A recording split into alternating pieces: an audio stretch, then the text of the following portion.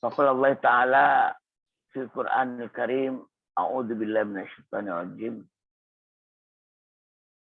Wa minan nasi may yattakhidhu min dunillahi andada yuhibbunahum ka hubbillah.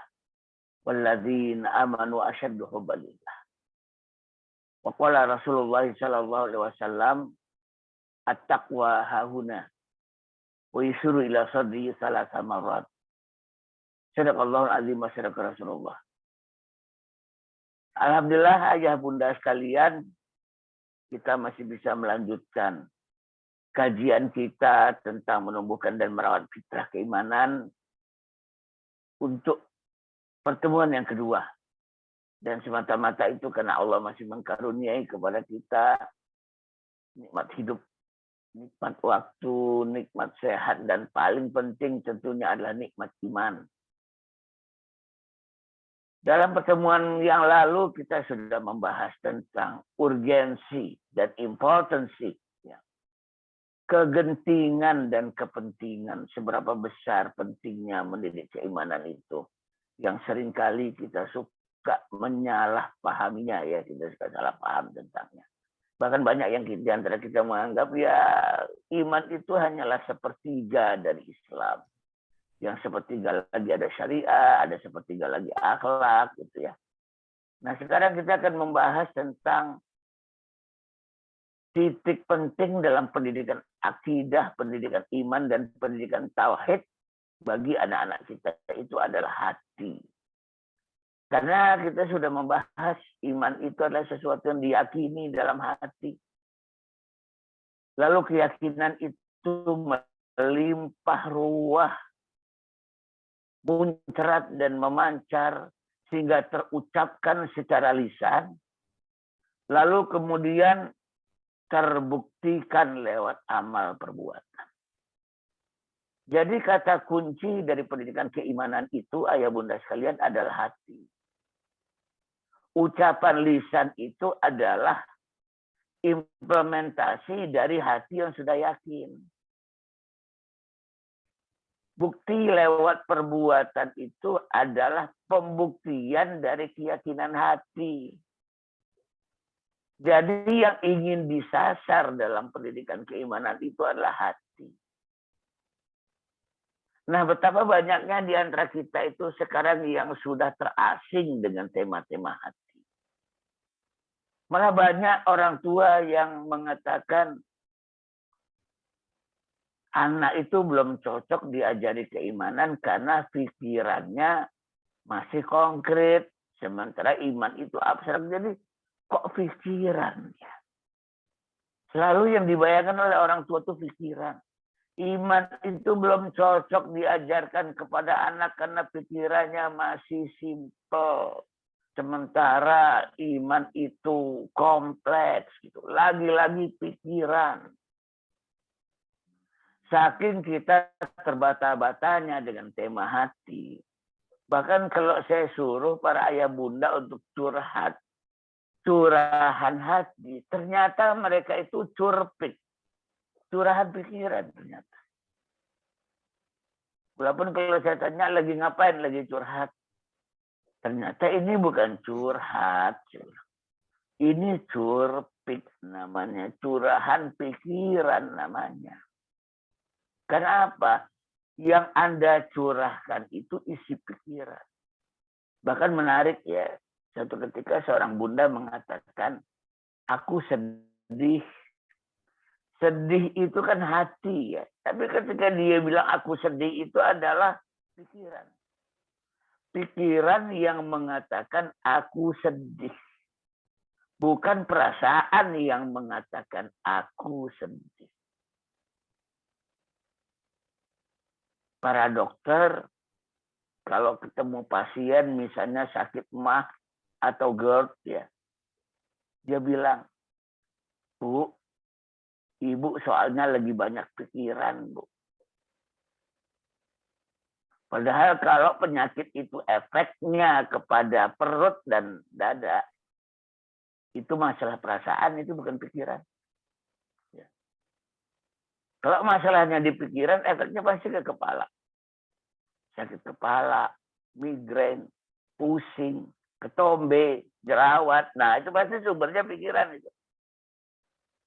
Kalau efeknya udah ke perut, ya, ke dada, jantung, paru-paru, mah, itu sumbernya hati, perasaan itu. Cuman karena kita udah terasing dengan tema-tema hati, sehingga kita pun mengatakan, dokter-dokter pun mengatakan, masalahnya ada di pikiran ibu.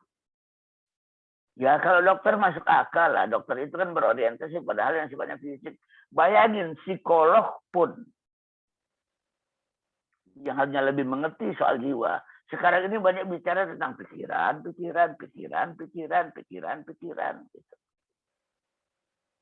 Kita terasing sekarang dengan tema hati, ayah bunda sekalian.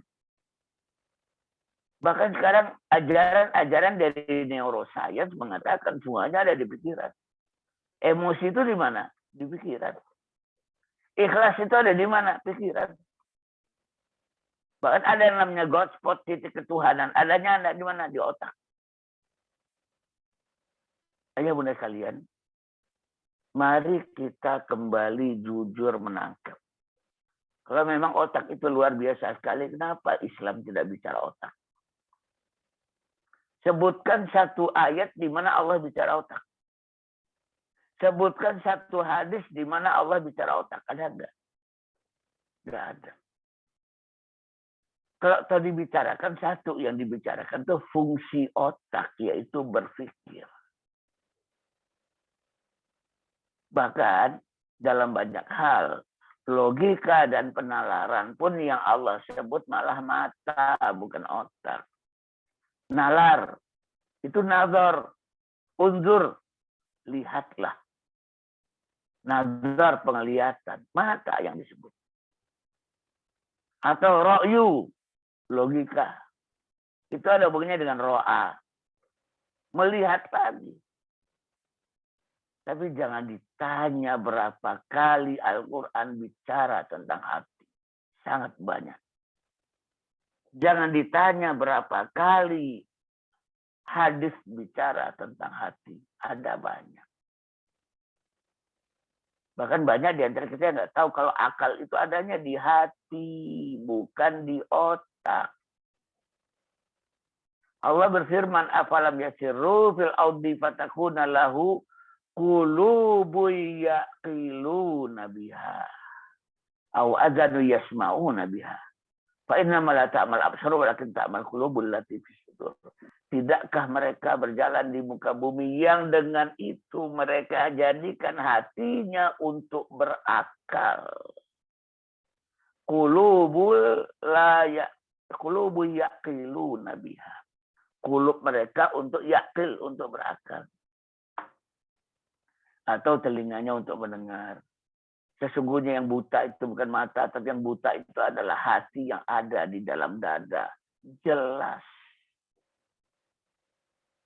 Siapa bilang akal itu adanya di otak? Akal itu adanya di hati. Cuman kita sudah terasing dengan makhluk Allah yang namanya hati. Tentang takwa, Rasulullah bersabda dalam hadis yang tadi saya buka dalam pembukaan saya sampaikan. At-taqwa hauna wa isyurila sadri salah sama. Takwa itu di sini dan dia menunduk ke dadanya 3 kali. Ayah bunda sekalian, bagaimana kita akan mendidik iman kepada anak-anak kita. Sementara kita tidak memahami tentang hati. Padahal iman itu sesuatu yang diyakini dalam hati sehingga dididikkan ke hati.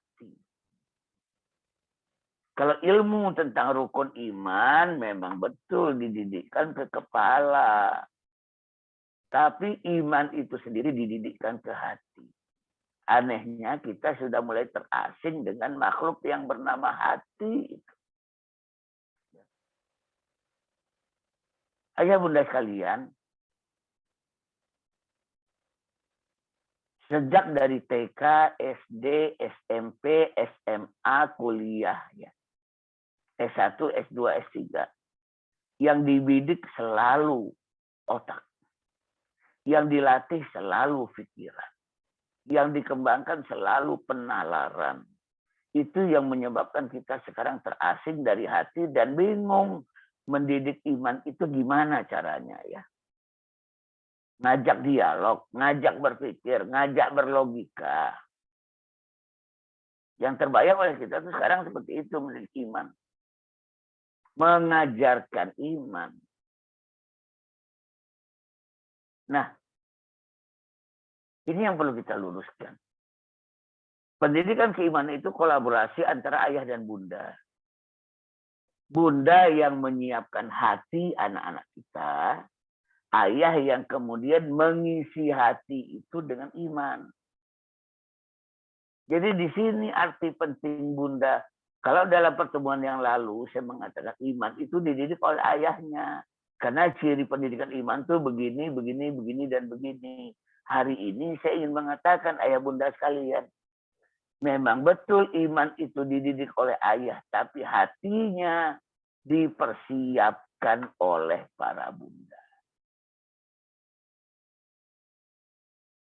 Dan hati itu hanya bisa dipersiapkan oleh hati juga. Dari hati ke hati. Heart to heart. Bagaimana kalau kita sendiri tidak paham dengan hati, lalu kita ingin mendidik hati anak-anak. Ayah bunda sekalian, kalau kita bicara tentang yakin, itu tempatnya di hati. Kalau otak itu tempatnya ragu. Hati tempatnya yakin, otak itu tempatnya ragu. Maka pendidikan iman itu disampaikan ke hati karena mendidik keyakinan. Kalau otak itu sifatnya ragu, skeptis, kritis.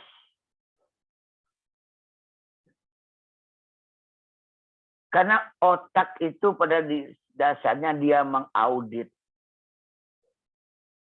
Dia ragukan segala hal sampai mampu dibuktikan oleh pikiran baru dia percaya. Nah itu cirinya otak itu ya. Dia ragukan segala hal sampai otak mampu memberikan argumentasi.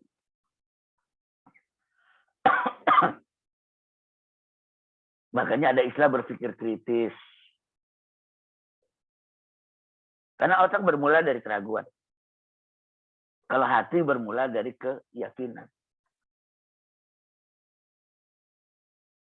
Bukan berarti otak tidak mampu membawa anak-anak kita kepada iman.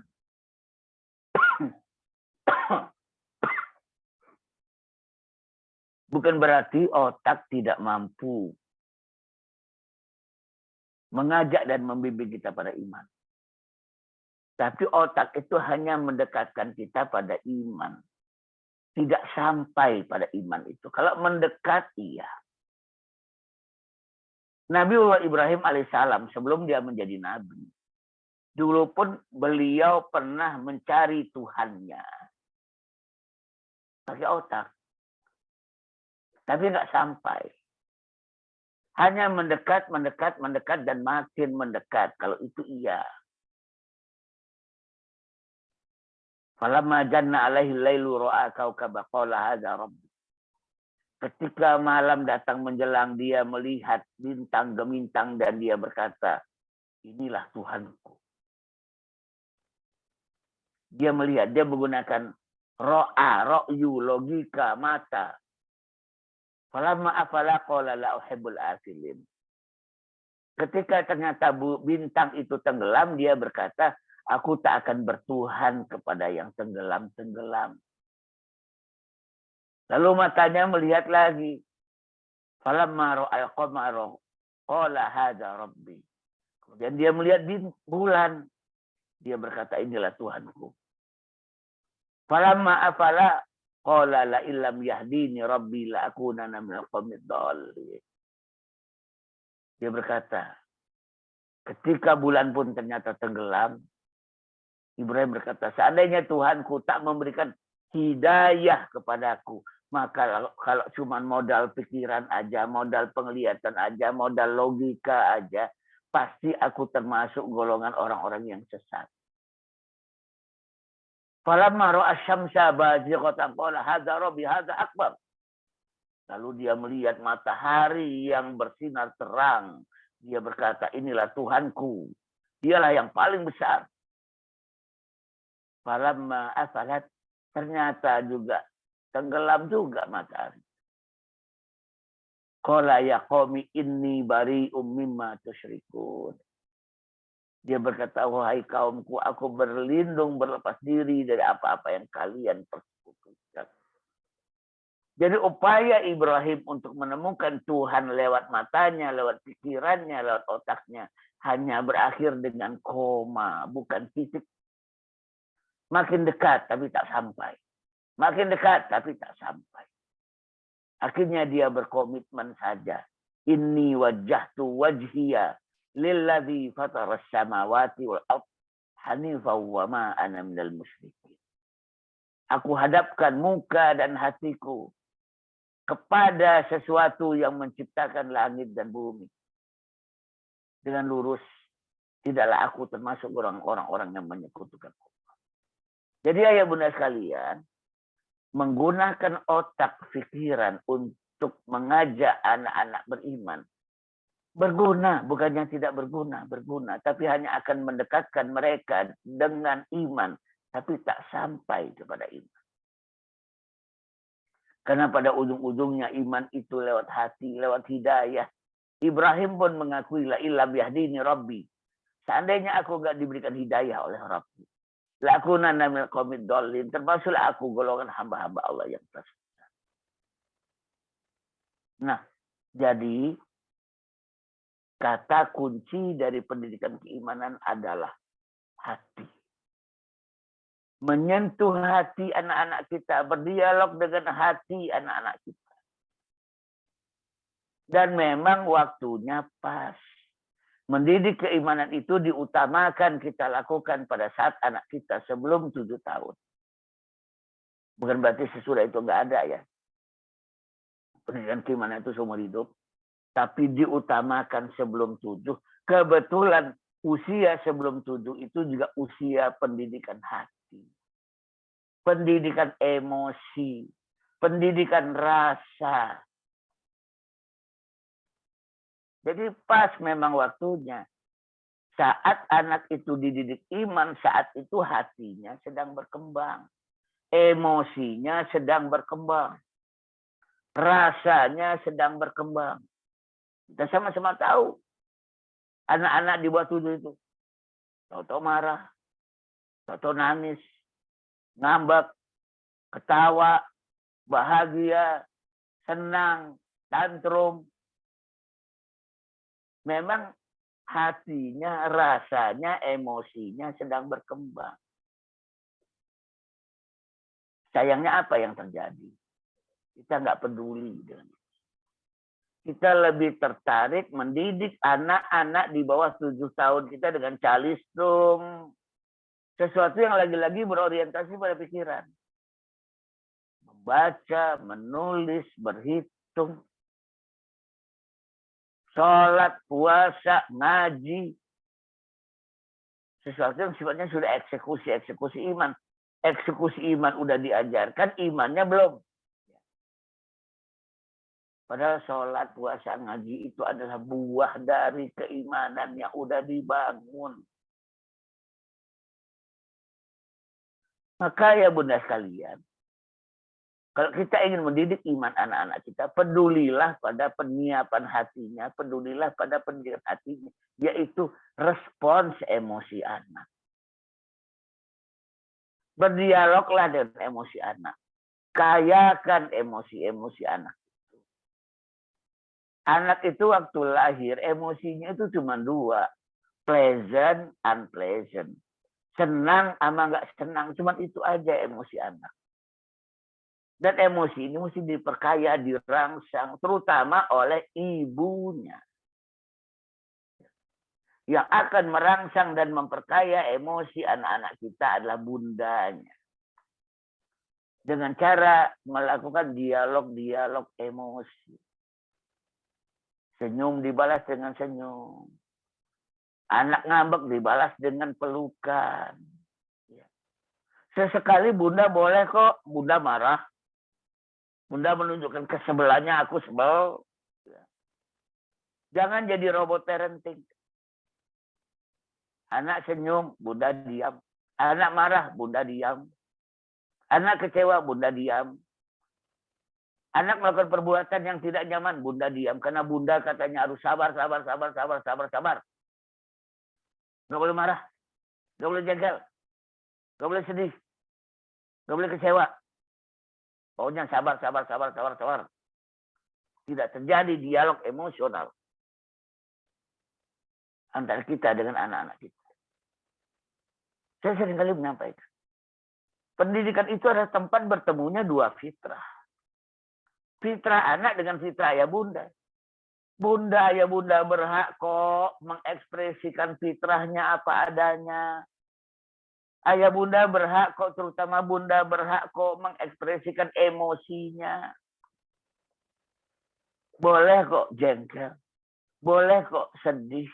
Boleh kok kecewa. Boleh kok menyatakan ketidaksenangannya terhadap perilaku sang anak. Guru-guru di sekolah anak kita, di sekolah alam anak kita juga berhak kok melakukan dialog emosional. Interaksi emosional. Bolehkah guru sekolah alam berkata, nak, bunda kesel deh. Kamu tuh nggak boleh gitu. Sakit tahu nggak? Boleh. Ini yang cara menghidupkan hati itu dengan cara-cara yang semacam ini. Bukan kaku. Sesuai dengan ajaran-ajaran parenting modern yang mulai diajarkan. Pokoknya sabar. Diam. Nggak boleh bereaksi. Bahkan nggak boleh ngomong jangan katanya. Nggak boleh ngomong jangan pada anak. Ada apa ini? Seorang ayah boleh kok mengekspresikan rasa tersinggungnya. Ayah ini kan egonya luar biasa. Kadang-kadang kalau dia nggak dihormati oleh anaknya, dia tersinggung. Lalu dia ingin mengekspresikan ketersinggungannya. Boleh nggak? Boleh banget. Cara menghidupkan hati itu seperti itu. Jangan nalar terus yang didewa-dewakan. Imam Al-Ghazali mengatakan, hati itulah sang raja. Sementara otak itu adalah perdana menterinya. Jadi di antara cara menyiapkan hati anak kita adalah, yuk lakukan dialog dari hati ke hati. Interaksi dari hati ke hati. Dialog emosional. Biarkan anak-anak mendapatkan respon emosional dari bundanya atas emosinya sendiri. Nah begitu. Menghidupkan hati anak, ya tadi satu dengan emosi. Yang kedua dengan pelukan. Dengan usapan di kepala. Dengan menyampaikan perasaan-perasaan bunda. Ayah juga. Tapi kalau udah bicara hati, terutama para bunda.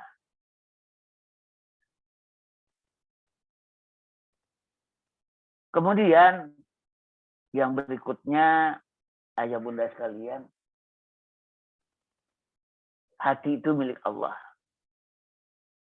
Bahkan digambarkan dalam Al-Quran, Innallaha yahulu bainal mar'i wa qalbih. Allah telah mendinding antara manusia dengan hatinya sendiri. Jangankan menguasai hati anak, menguasai hati kita sendiri kita nggak sanggup. Jangankan menguasai hati suami, hati istri, menguasai hati kita sendiri kita nggak sanggup. Dalam ayat yang lain, Allah mengingatkan, wa allafa baina qulubihim. Allah lah yang menjinakkan dan menyatukan hati di antara kalian. Lau anfaqta ma fil ardi jami'a ma'allafta baina qulubihim walakinallaha allafa bainahum. Seandainya engkau belanjakan semua harta yang ada di bumi wahai Muhammad untuk menjinakkan dan menyatukan hati manusia, kamu nggak akan sanggup. Tetapi Allah lah yang menjinakkan dan menyatukannya. Maka Rasulullah pun nggak sanggup memberikan iman kepada hati pamannya sendiri. Abi Thalib, Abi Jahal. Jadi apa artinya ketika kita memiliki iman itu lewat hati? Lewat Allah. Meminta kepada Allah. Ya Allah, tujuki anakku. Bangunkan keimanan pada anakku. Tumbuhkan fitrah keimanannya. Tanamkan keimanan bagi anak-anakku, ya Allah. Tanpa hidayah dari Allah, nggak ada yang bisa kita lakukan. Jadi kalau bicara tentang mendidik hati anak-anak kita, pertama kita sendiri juga harus mendekatkan diri dulu kepada Allah. Lalu banyak-banyak meminta kepada Allah. Ayah bunda sekalian, ada satu hal yang mengherankan saya. Kita kikir meminta kepada Allah. Pelit. Mintanya paling minta ampun. Minta rezeki. Minta jodoh. Ada nggak di antara bunda, ayah dari sekolah alam yang bilang, ya Allah, aku minta kurikulum, ya Allah. Aku minta solusi. Aku minta gagasan. Aku minta sebuah sistem kepada Engkau, ya Allah.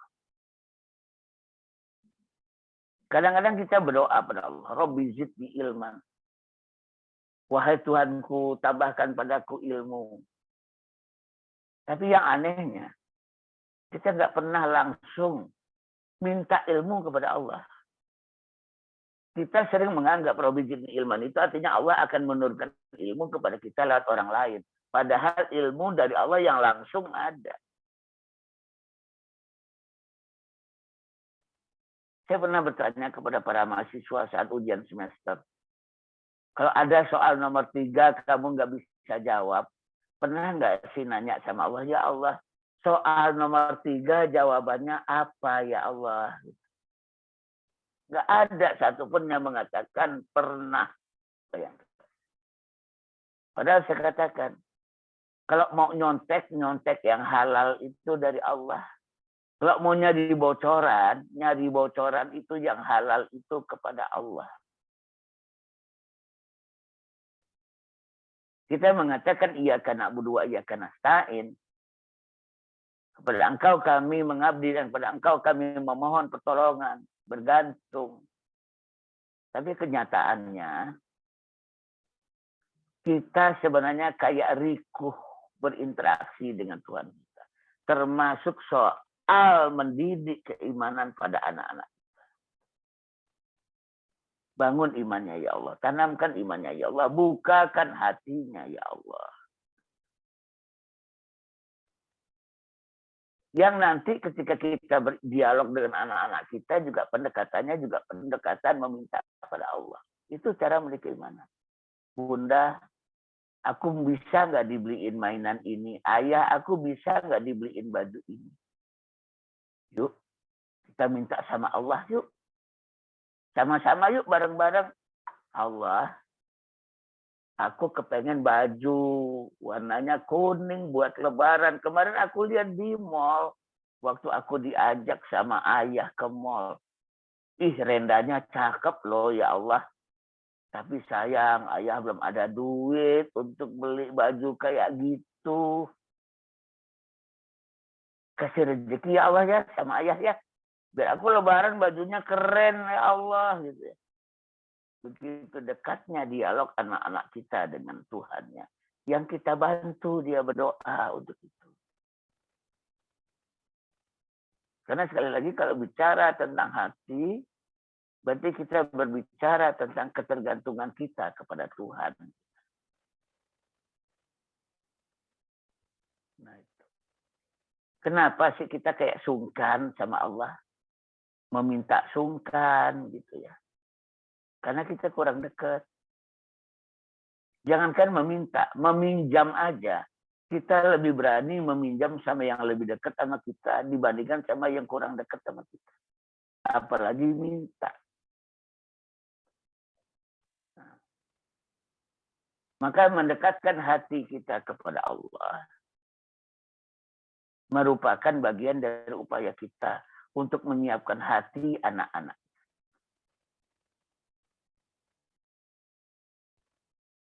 Kemudian mendidik dan menyiapkan hati anak-anak kita, lakukanlah dengan cara mulai segalanya dari hati. Agar segalanya adalah merupakan pancaran hati dan ekspresi hati. Banyak hal yang bisa kita lakukan. Apakah kita berdoa dari hati atau dari mulut? Kalau kita membaca doa dari hati, itu getarannya akan sampai ke hati anak kita, percaya. Tapi kalau kita berdoa dari mulut, nggak akan ada getaran. Padahal yang akan terpancar dan diterima oleh anak-anak kita itu adalah getarnya. Ketika kita berdoa bangun pagi. Bismillahirrahmanirrahim. Alhamdulillahilladzi ahyana. Ba'da ma amatana wa ilaihi nusyur. Segala puji bagi Allah yang telah menghidupkan kami, telah dimatikan. Sehingga aku masih ketemu anak kami, ya Allah. Kalau enggak kau hidupkan, aku enggak ketemu dengan anakku pagi ini, ya Allah. Di mana aku akan mendidik imannya, ya Allah. Ketika kita membaca doa bangun tidur dari hati yang bergetar. Memang kau patut dipuji. Karena semalam aku mati jika engkau enggak kembalikan rohku ke dalam tubuhku, ya Allah. Aku tak dapat lagi menemani anak-anakku. Ketika kita membaca doa mau makan. Apakah doa itu lahir dari mulut atau doa itu lahir dari hati? Karena yang akan terpancar itu lagi-lagi adalah hati kita. Bismillahirrahmanirrahim. Allahumma barik lana fima razaqtana wa qina adzabannar. Ya Allah, berkahilah kepada kami, ya Allah. Atas apa-apa yang kau rezekikan kepada kami. Kalau enggak berkah, ya Allah, musibah yang akan kami dapatkan. Kalau anak kami memakan makanan yang haram, bukankah engkau telah mengatakan, Rasulmu dan mengatakan pahalanya juga, doanya enggak akan terkabul. Tanpa berkahmu. Dalam satu hadis diingatkan, wa mat'amuhu haram wa mashrabuhu haram wa ghudhiya bil haram fa anna yustajabulah. Makanannya haram, minumannya haram, pakaiannya haram. Bagaimana mau dikabulkan? Hati kita sedang berbicara, bukan mulut kita. Begitu juga doa-doa yang lain. Ketika kita memulai sesuatu dengan basmalah dan mengakhiri sesuatu dengan hamdalah, itu dari mulut atau dari hati. Karena yang akan ditangkap oleh anak-anak kita itu adalah getar-getar iman. Karena ciri iman itu bergetar. Innamal mu'minuna alladzina idza dzukirallahu wajilat qulubuhum. Sesungguhnya orang-orang yang beriman itu jika disebutkan nama Allah bergetar hati.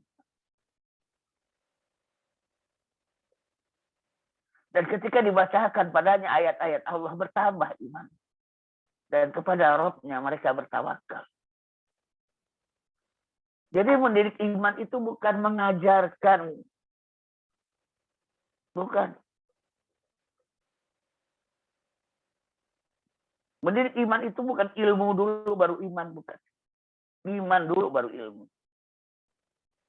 Makanya anak 0 tahun baru lahir dibisikkan iman lewat nada alunan azan. Padahal dia nggak ngerti apa-apa. Iya, mendidik iman itu tidak selalu dengan mendidik ilmunya.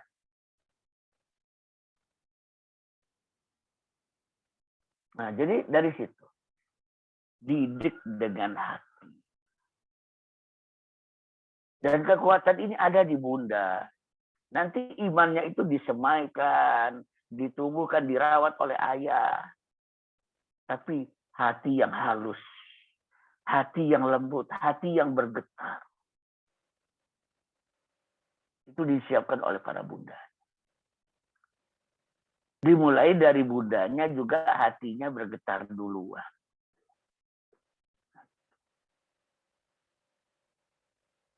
Kemudian yang berikutnya adalah, oleh karena itu, bunda dan anak-anak juga dalam rangka melembutkan hati dan membuat hati siap menghadapi getaran-getaran iman itu. Salah satu hal yang penting adalah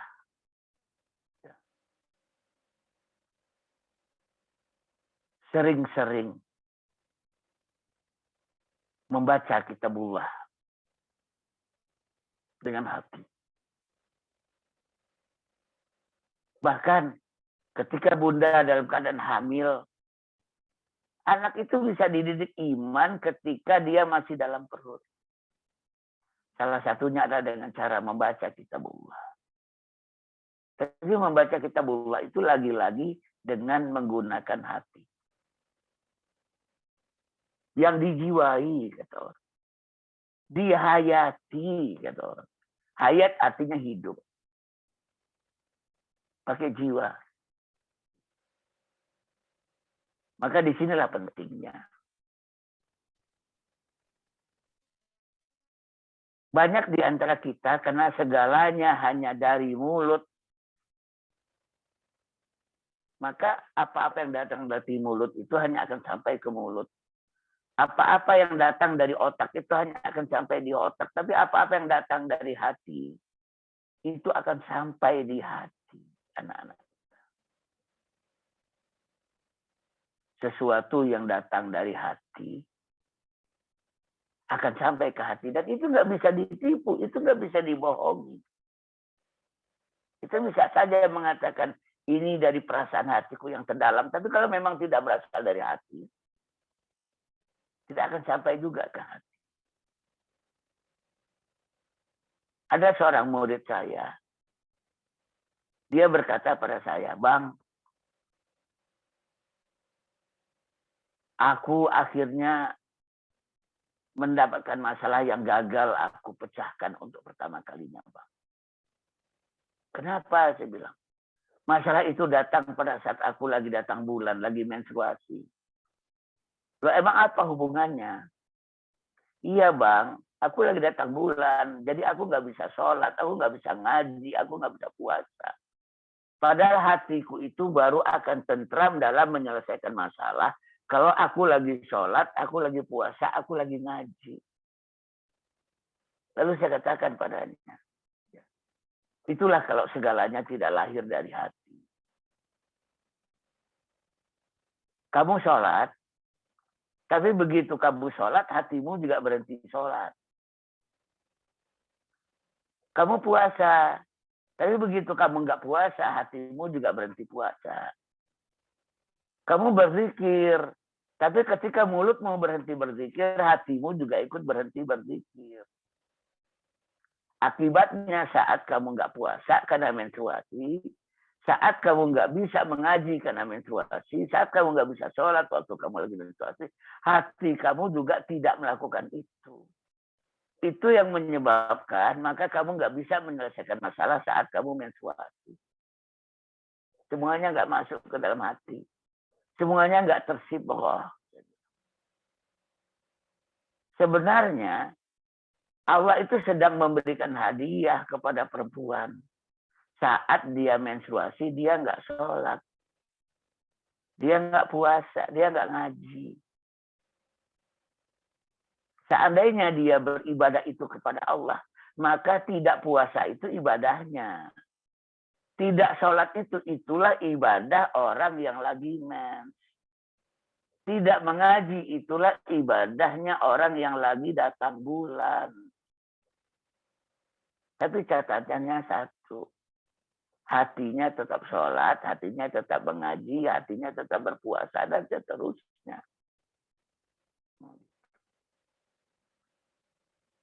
Maka kemudian yang harus kita lakukan sama. Kalau kita ingin mendidik hati anak-anak kita, mulai dari mendidik hati kita sendiri. Rajin membaca ayat-ayat Allah. Ya kalau tadi saya mengatakan mendekatkan diri pada Allah, banyak berdoa pada Allah. Yang berikutnya adalah rajin membaca ayat-ayat Allah. Tapi lagi-lagi dengan hati. Agar mulut kita ketika berkata Shadaqallahul Azim, menutup mushaf, hati kita tetap mengaji. Sehingga dengan demikian, hati yang tetap membaca Al-Quran itu yang kemudian bahkan kata-kata pun yang keluar dari mulut orang tuanya adalah kata-kata Quran. Yang juga jangan dilupakan oleh para orang tua adalah kuatkan sastra, belajar sastra. Ayah, bunda, belajarlah sastra. Karena sastra itu bagus bagi hati. Bagus bagi ekspresi hati. Bahasa itu punya 3 fungsi minimal. Conversation-nya, percakapannya bagus untuk kemampuan berkomunikasi. Gramatikanya bagus dalam sistematika berpikir, bagus untuk sistematika berpikir. Tetapi sastranya bagus untuk menghaluskan hati. Banyak bahasa hati yang tidak bisa disampaikan oleh otak. Seringkali isi hati itu hanya bisa disampaikan oleh sastra. Berpantun, berpuisi, pepatah, prosa lirik, seloka. Itu harus kita hidupkan pada diri kita.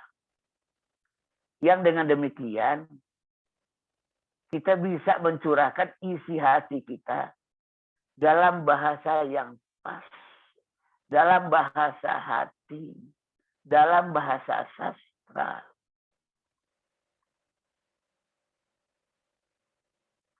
Dulu, tradisi-tradisi dalam keluarga mukmin adalah sore hari sesudah sholat asar berkumpul.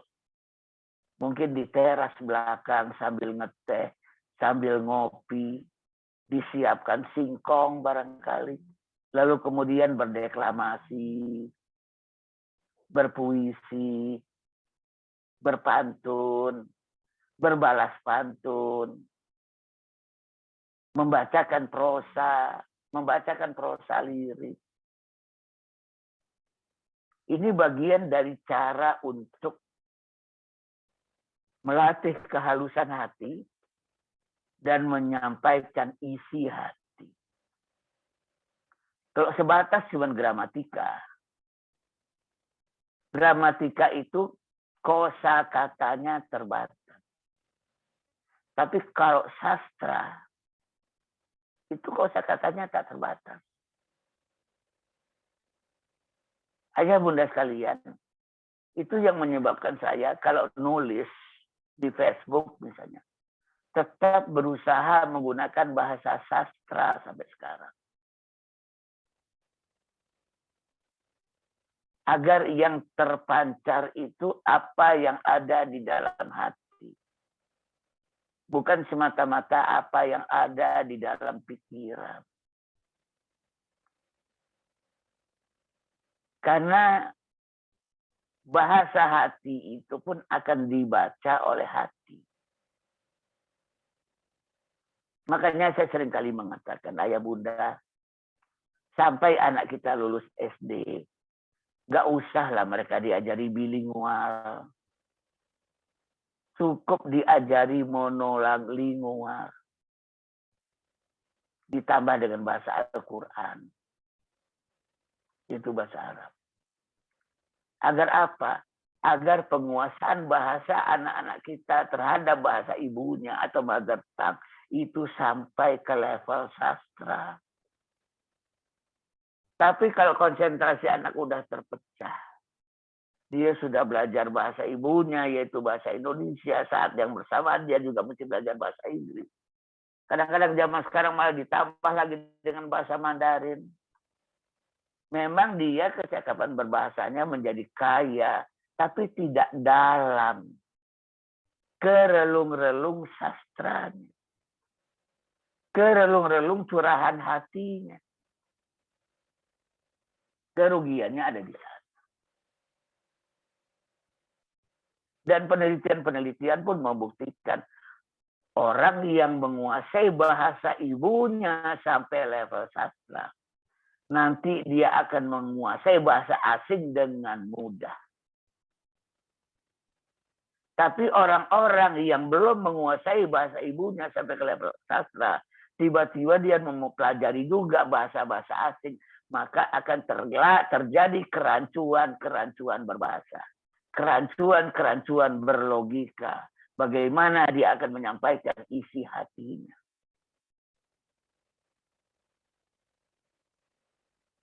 Jadi biarkan. Kuasai dulu bahasa ibu itu. Sedalam mungkin. Dalam bahasa sastra. Karena sastra ada hubungannya dengan adab. Makanya fakultas sastra itu disebut sebagai fakultas adab. Kuliyatul adab. Dalam bahasa Arab.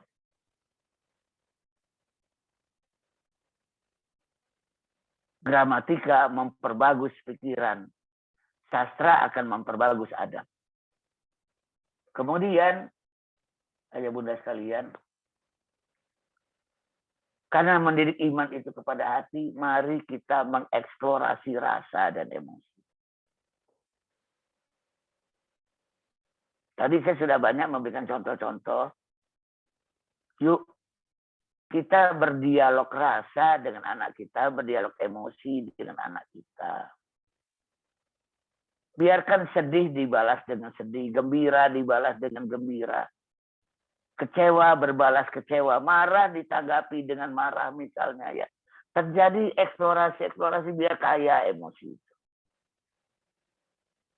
Jangan percaya kepada ajaran-ajaran yang mengatakan bahwa pokoknya kita harus dingin terhadap anak-anak. Anak marah kita sabar. Anak kecewa kita sabar. Anak jengkel kita sabar. Anak ketawa ya kita ikut tersenyum. Tapi dalam beberapa kita tidak pernah secara fitrah merespon fitrah emosi anak dengan fitrah kita. Akhirnya anak-anak pun kering dengan emosi. Kita sudah dididik oleh satu zaman seakan-akan emosi itu hina. Yang mulia adalah otak gitu. Bahkan kalau dulu orang sering bilang, perempuan 9 emosi, 1 rasio, payah. Cowok dong, 9 rasio, 1 emosi. Rupanya omongan ini termakan oleh para bunda. Rupanya omongan-omongan para feminis itu termakan oleh para bunda. Dan bunda pun kemudian melatih rasionalitas. Bangga kalau dia bisa berargumentasi dengan bahasa-bahasa yang sistematik. Bangga kalau kemudian dia mampu menjadi insan-insan akademik, intelektual perempuan dan sebagainya. Bersama dengan itu semakin miskin dia dengan dunia hati. Saya tidak tahu ini ide siapa. Jangan-jangan ide kaum laki-laki juga. Agar perempuan itu juga menggunakan rasionya. Mendominasi dirinya dengan rasio. Padahal kekuatan bunda itu ada di hati. Ada di intuisinya. Ada di firasatnya. Sampai Einstein sendiri mengatakan, the ultimate science is the intuitive science. Sains yang tertinggi itu justru sains yang intuitif, yang kuat dengan rasa dan feeling. Scientific feeling. Kata siapa otak lebih hebat daripada hati, wahai para bunda?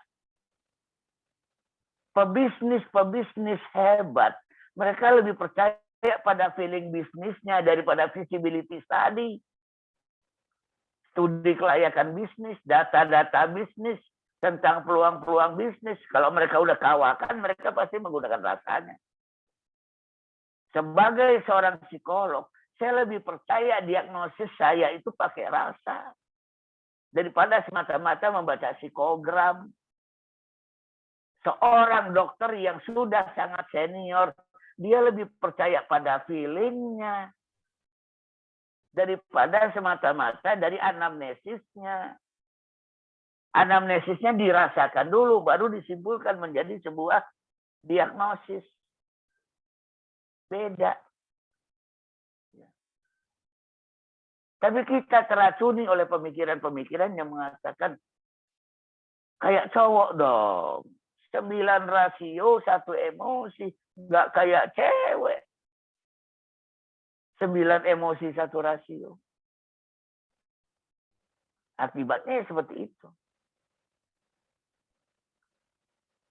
Ayah bunda sekalian. Bahkan hari ini saya ingin mengatakan, sore ini saya ingin mengatakan, baper itu bagus. Sekarang kan orang jangan baper, jangan baper, jangan baper. Ya kalimat itu ada benarnya. Tapi bawa perasaan. Itu bagus. Saya berani bilang baper lah. Cengeng lah. Termasuk wahai para ayah. Ayah yang keren, belajarlah menangis.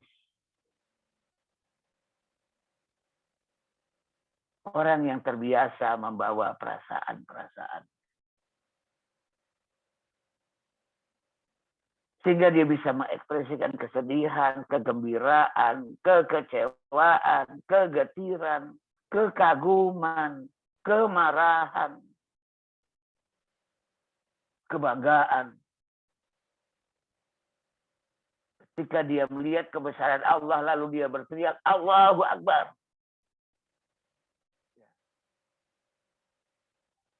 Jadi kalau orang dalam beberapa kasus mengatakan, jangan baperan dong, jangan baperan. Saya justru mengatakan, wahai Buddha, baperlah. Jadilah manusia-manusia baper. Manusia-manusia yang bawa-bawa perasaan. Manusia-manusia yang bawa emosi. Karena itu hati itu dihidupkan dengan itu.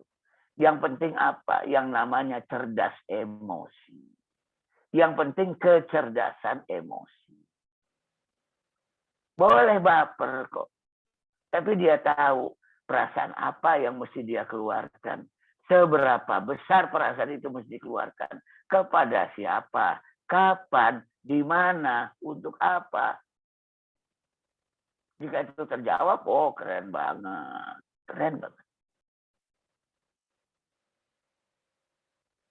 Baper yang negatif itu kan. Dia tidak tahu emosi apa yang mesti dia keluarkan. Lalu dia keluarkannya secara meluap-luap. Nggak tahu tempatnya. Nggak tahu waktu. Nggak tahu kepada siapa yang dia luapkan. Semuanya dia semprot. Nah itu yang baper yang jelek. Laki-laki barangkali memang harus tampil elegan. Biar mampu menyimpan semua rasa yang dia miliki. Tapi ibu nggak kayak begitu. Bunda nggak perlu juga kayak begitu. Dia perlu baper, tapi semuanya terukur. Yang paling penting itu. Yang disebut dengan kecerdasan emosi adalah baper terukur. Itulah makna dari kecerdasan emosi. Ayah yang pandai menangis. Itu ayah yang akan efektif dalam mendidik anak. Saya pernah mendidik anak saya dengan nasihat, pernah. Dengan argumentasi, pernah. Dengan teguran pernah, dengan omelan pernah, dengan cubitan pernah. Tapi akhirnya anak saya berhenti melakukan kenakalan dengan air mata saya. Anak saya bilang, kalau bunda nangis mah wajar. Tapi kalau ayah nangis berarti aku udah kelewatan. Katanya. Aku udah melampaui batas. Itu satu contoh. Kemudian yang berikutnya adalah menghidupkan hati anak agar dia siap menerima nilai-nilai iman adalah membangun empati dan kepedulian dari anak-anak. Empati, peduli. Gimana cara mendidik empati dan pedulinya? Ajaklah anak-anak kita ke tempat-tempat yang merangsang empati dan kepedulian. Kalau ada tetangga di sebelah kematian, coba ajak anak kita. Nah, tetangga sebelah sedang berduka, dia kena musibah, ayahnya baru saja meninggal dunia. Yuk kita bawa makanan, yuk. Yuk kita bawa minuman, yuk. Yuk kita minta bawa bantuan dana, yuk.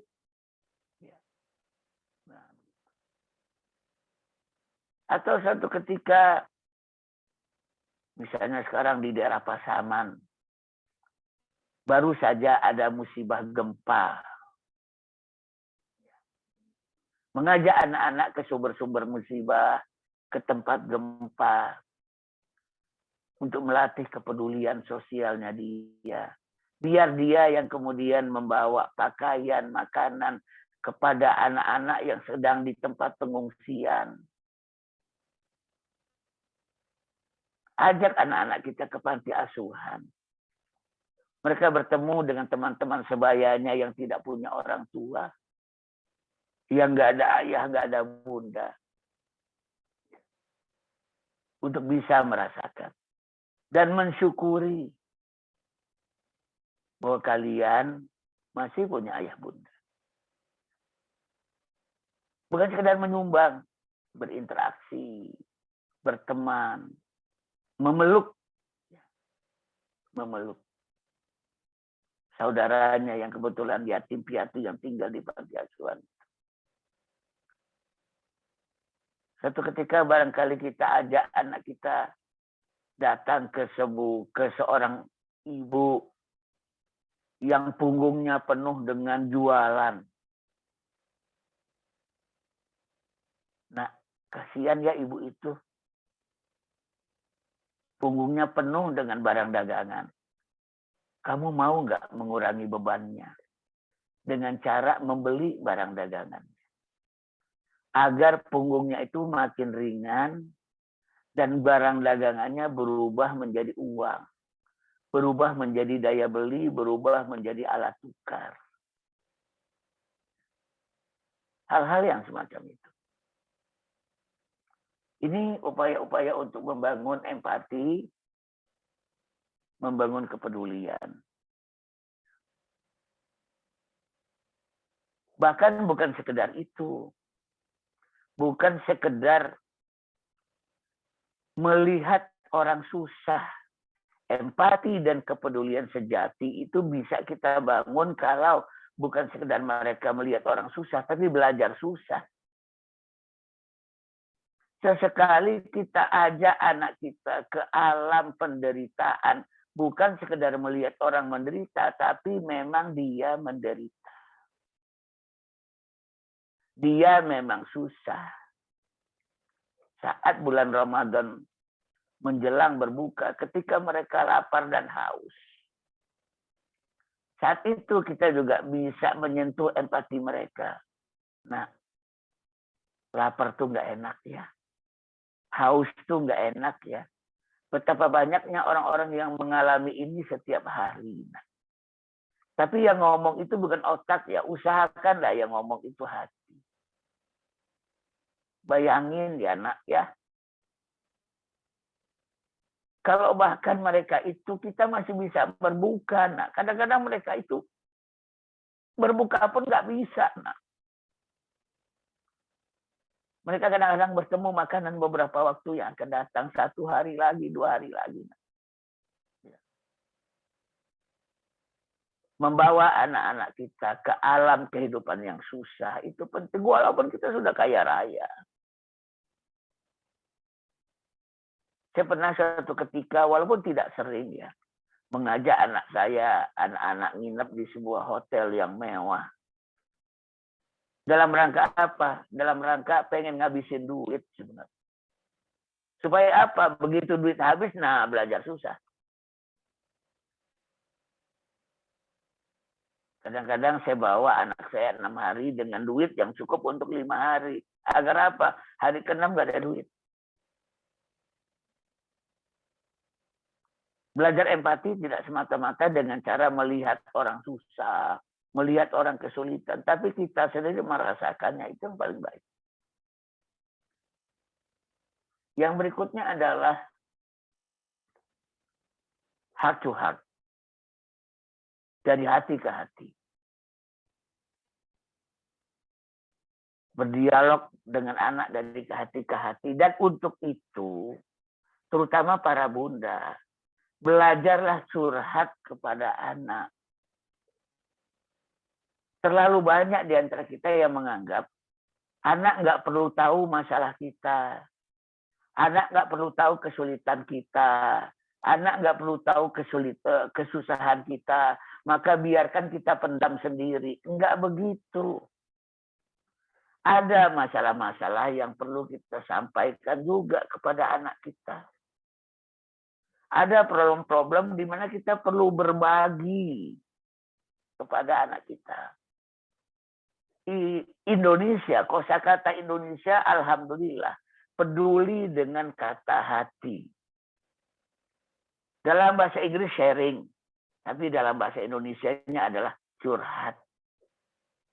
Bahasa Inggrisnya perhatian, attention. Bahasa Indonesianya adalah perhatian. Bahasa Inggrisnya careful, bahasa kita adalah hati-hati. Bahasa Inggrisnya watching, bahasa kitanya memperhatikan. Kita bersyukur, kita punya kosakata yang peduli dengan kata hati. Nah, oleh karena itu, kalau kita lagi punya masalah, jangan selalu berpikir semuanya disembunyikan. Ada hal-hal yang perlu dicurhatkan pada anak kita. Agar dia juga merasakan apa yang kita rasakan. Karena kalau bahasa hati ini bahasa rasa. Tentunya enggak semua. Kadang-kadang kita menganggap kita sebenarnya lagi nggak ada duit, tapi nggak usah anak-anak ikut merasakan. Biar aja kita lagi merasakan kita nggak ada duit. Tapi anak-anak sesekali juga perlu merasakan, bukan sekedar tahu ya, tapi merasakan bahwa orang tuanya tuh sekarang lagi nggak ada uang. Agar anak-anak itu juga bisa berempati pada orang tuanya. Kalau minta sesuatu, ayah lagi ada duit nggak? Bunda lagi ada duit nggak?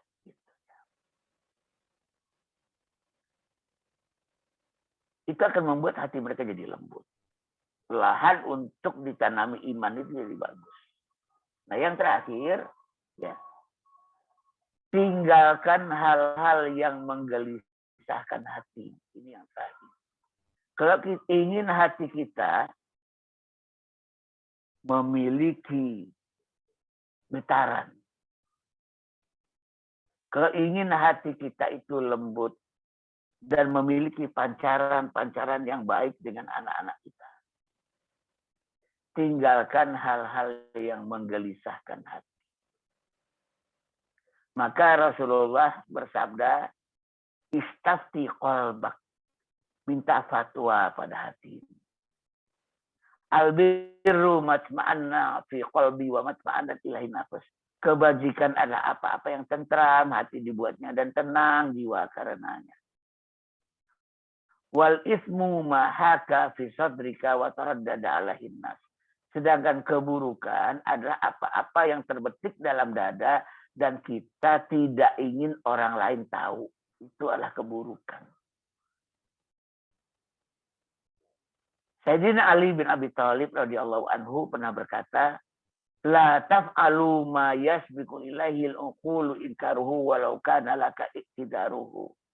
Jangan lakukan apa-apa yang hatimu secara spontan menolaknya. Walaupun otak kamu bisa memberikan 1000 alasan dan argumentasi kenapa itu harus dilakukan. Walau kana laka iktidaruhu. Walaupun pada dirimu ada argumentasi kenapa kamu harus lakukan itu. Tapi kalau hatimu menolak, don't do it. Kalau hatimu secara spontan mengingkarinya, jangan lakukan. tinggalkan hal-hal yang menggelisahkan hati. Ketika hal-hal yang menggelisahkan hati itu kita tinggalkan, yang lahir adalah ketentraman hati. Yang lahir adalah sebuah ketulusan. Ketentraman dan ketulusan itulah yang kemudian akan memancar dan ditangkap oleh anak-anak kita.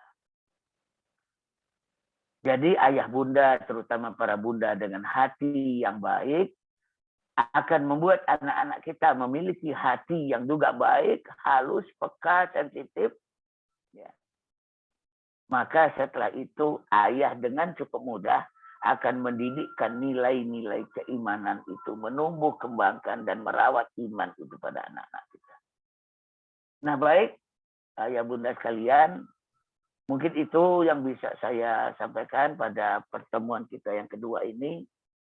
Terima kasih. Bila taufiq wal hidayah. Wassalamualaikum warahmatullahi wabarakatuh. Waalaikumsalam. Waalaikumsalam warahmatullahi wabarakatuh. Terima kasih Ustaz. Materinya ini apa istilahnya fundamental Ustaz ya. Bagaimana mengkondisikan hati itu Ustaz ya sebelum kita didik ya Ustaz ya.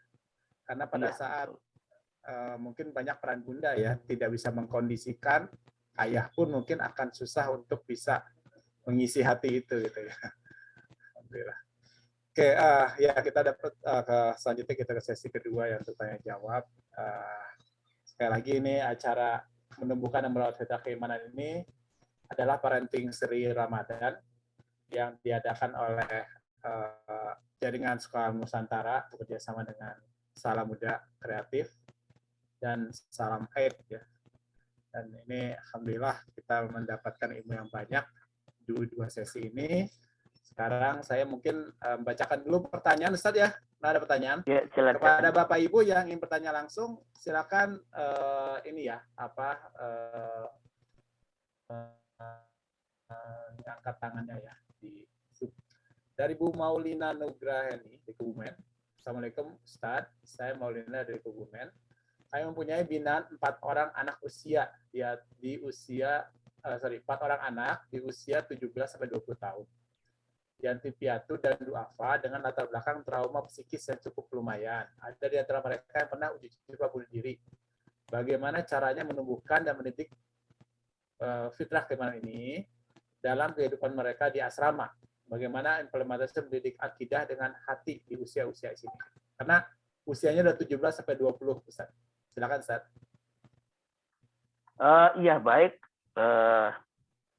Ayah bunda sekalian, pada dasarnya tadi ya, mendidik keimanan ini pada usia berapapun. Memang saya menekankan sebaiknya sebelum 7. Tapi nggak ada masalah 17 sampai 20 ya. Saya sendiri baru mendalami dunia keimanan ini ya waktu mahasiswa. Lewat liko, lewat tarbiyah waktu itu gitu ya. Nah begitu. Jadi nggak ada masalah dengan waktu. Nah justru pada anak-anak yang pernah punya trauma, ya pernah punya luka psikis. Pada dasarnya luka psikis itu luka batin. Luka psikis itu luka hati. Jadi mereka-mereka yang pernah mengalami luka psikis, trauma psikis, itu justru cukup mudah bagi kita untuk menyentuh hatinya dengan nilai-nilai keimanan. Nah justru untuk mereka-mereka ini obatnya iman itu adalah obat itu sendiri. Justru ya sambil kita mengatasi problem-problem trauma dia, kita sampaikan nilai-nilai keimanan itu. Karena obat yang terbaik bagi itu semua adalah bercerita tentang kasih sayang Allah. Itu obatnya. Karena dalam dunia psikologis, pintu atas setiap gangguan kejiwaan itu namanya anxiety, kecemasan. Apapun penyakit jiwanya. Apakah psikoneurosis, apa psikosis, ya. Psikosis itu macam-macam lagi, ada paranoid, ada bipolar, kemudian ada schizofren gitu ya. Pintu masuknya cuma satu kok. Yaitu kegelisahan, kecemasan, anxiety. maka bercerita tentang kasih sayang Allah.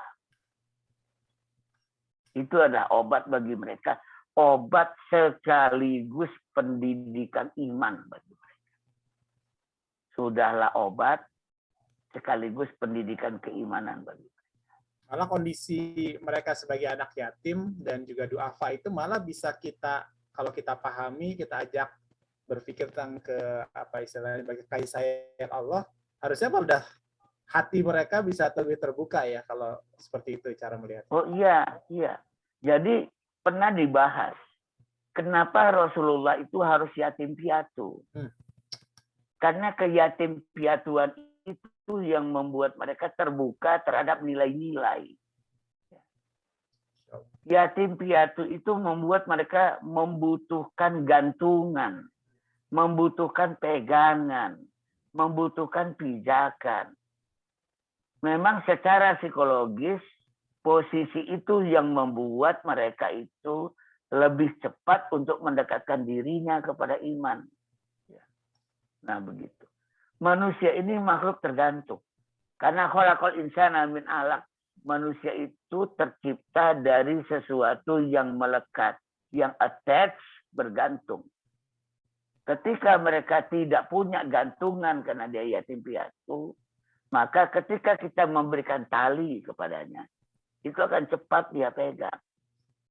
Makanya saya juga sering bilang, ada makhluk galau di dunia ini, yaitu yang namanya remaja. Remaja itu juga sama, makhluk galau, udah balik belum akil. Mereka itu butuh pegangan, sangat butuh pegangan. Tinggal siapa yang duluan menawarkan pegangan. Kadang-kadang salah kita adalah yang pertama kali menawarkan pegangan kepada mereka adalah pengedar narkoba. Yang pertama kali menawarkan pegangan kepada mereka adalah perilaku seks bebas, geng motor menawarkan diri pada mereka. Kita nggak segera menawarkan diri. Padahal mereka lagi galau, mereka butuh pegangan, mereka butuh gantungan sebenarnya. Makanya ketika kita tawarkan iman, mereka juga akan segera pegang kok. Itu juga yang menyebabkan kenapa di satu sisi narkoba efektif untuk mengikat mereka, geng motor efektif, tapi rohis juga efektif.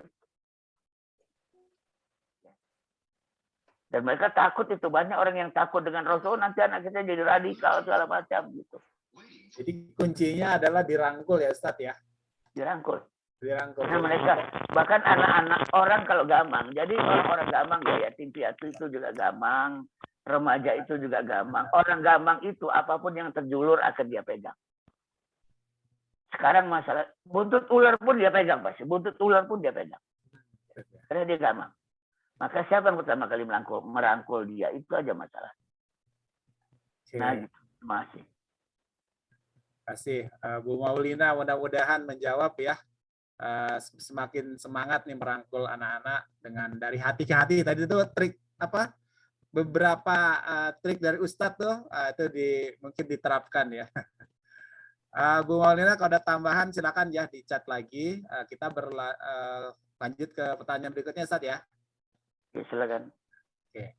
Dari Pak Yudi Pradito, izin bertanya Ustadz, bahasa ibu hingga tingkat sastra sangat penting untuk anak SD untuk menggugah bahasa hati. Jadi pelajaran sastra Jawa sudah cukup ya Ustadz untuk SD? Ini pertanyaannya.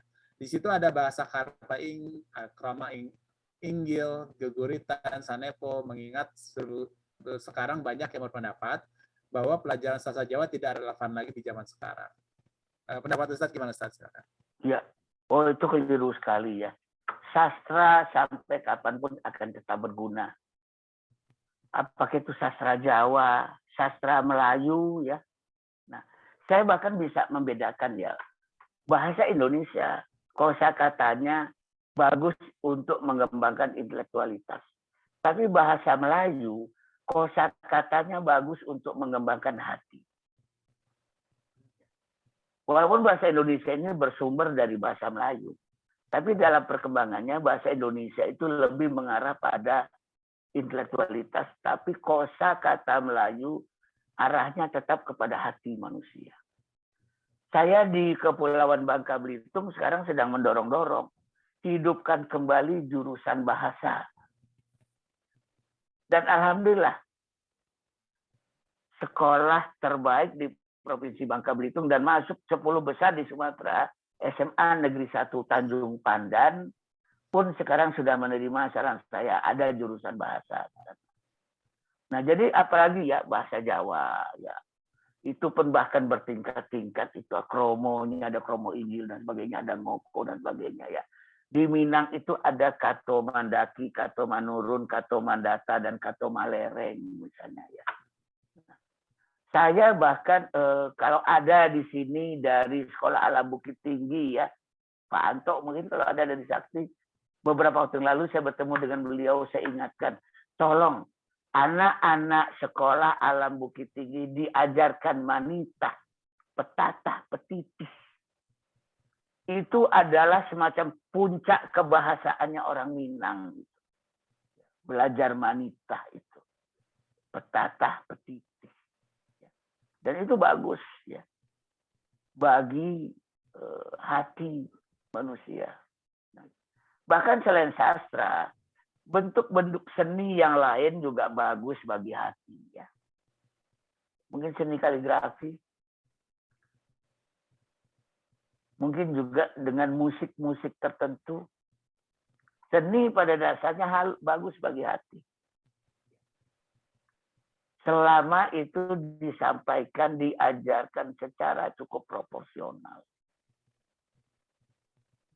Kira-kira begitu. Terima kasih banyak jawabannya, Ustaz. Kalau di Duri, kami nih di Sekolah Alam Duri, mungkin Melayu harus dikuatkan, apa istilahnya kesastranya. Memang sekarang banyak ke arah Melayunya ya, tulisannya ya, tapi seharusnya mungkin ke arah tadi itu. Sastra ini memang harus diperkuat lagi. Ya, ada Bu Ninit di sini, mudah-mudahan bisa perkuat. Kita ada 5 menit lagi, Ustadz. Saya izin satu pertanyaan lagi, terakhir, tapi tadi ini mungkin berkaitan sih. Dari Bu Eka Nuryanti, dari Belajar Sastra, apanya yang relevan dan penting terkait pendidikan dan perkembangan emosi dan iman anak? Ada yang tambahkan lagi, Ustaz? Atau tadi udah ini, silakan. Dia mungkin bertanyanya tuh terkait apanya sih gitu yang untuk pendidikan dan perkembangan emosi dan iman anak terkait sastra itu.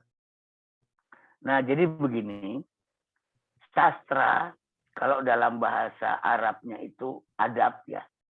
Makanya Fakultas Sastra itu disebut sebagai Fakultas Adab. Kekuatan sastra itu menempatkan kata pada harkat dan martabat yang tepat. Sesuai dengan definisi adab, menempatkan sesuatu pada harkat dan martabat.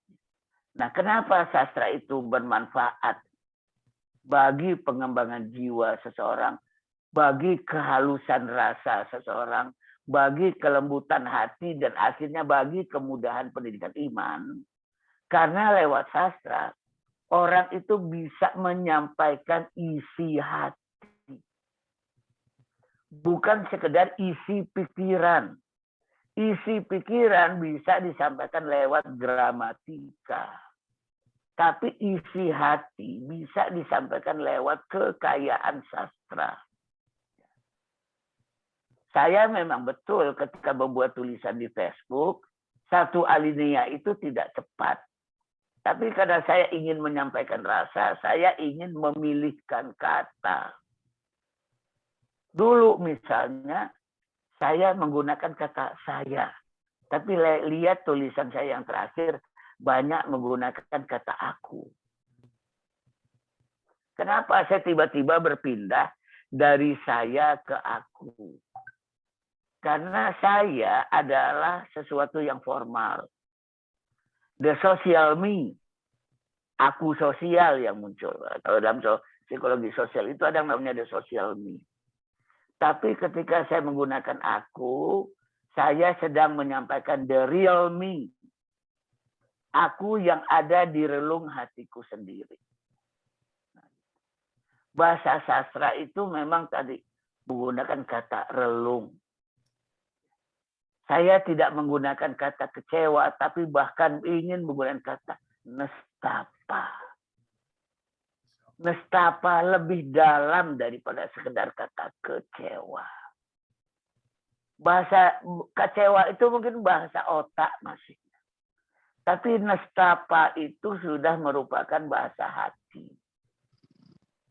Nah, jadi itu yang menyebabkan kalau ditanya oleh Bu Eka, apa yang membuat sastra itu bisa membuat manusia itu hatinya lebih halus dan iman lebih cepat sampai kepadanya. Karena kata kunci, ya, kenapa dakwah Islamnya itu dimulai dari Arab, suku Quraisy. Orang Arab khususnya suku Quraisy sastranya luar biasa. Sastranya luar biasa. Bahkan ada pasar sastra di sana, ada pasar seni di situ. Kemudian ada seorang tokoh mujtahid dakwah abad ke-20. Namanya Imam Hasan al-Banna. Di mana kehebatan beliau? Puisi beliau. Sastra beliau. Beliau itu berdakwah itu ternyata awalnya tidak di masjid. Tapi di kedai-kedai kopi. Menyampaikan puisi-puisi. Zaman dulu, itu kedai-kedai kopi itu orang berpuisi. Tapi rata-rata puisi-puisi cabul. Lalu datang Imam Hasan al-Banna dengan puisi-puisi iman. Tersentuhlah mereka dengan iman yang disampaikan dalam bahasa puisi oleh Imam Hasan al-Banna. Pernah satu ketika waktu saya melaunching lembaga outbound saya dulu, saya mengundang dalam acara launching itu Pak Taufik Ismail. Lalu ada peserta yang bertanya, Pak, apakah Bapak punya puisi tentang rasa ketertindasan orang-orang Aceh zaman DOM dulu ya? Oh ada, kata Pak Taufik. Lalu dia bacakan puisi itu, semuanya menangis ketika itu. Satu ruangan ya, yang acaranya tadinya sebuah acara tentang alam, dia bercerita tentang alam lewat puisi dan itu luar biasa gitu. Tapi dia juga bicara tentang penderitaan rakyat Aceh ketika itu dalam puisi, semuanya nangis. Padahal seorang Taufik Ismail kan dia seperti membacakan sebuah cerita aja itu. Nah itu ya, di mana posisi sastra itu. Mungkin itu saja dari saya yang bisa saya sampaikan. Al-haqqu min rabbik fala takunanna minal mumtarin. Saya mohon maaf kalau ada kesalahan. Bila taufiq wal hidayah. Wassalamualaikum warahmatullahi wabarakatuh. Waalaikumsalam warahmatullahi wabarakatuh. Terima kasih banyak.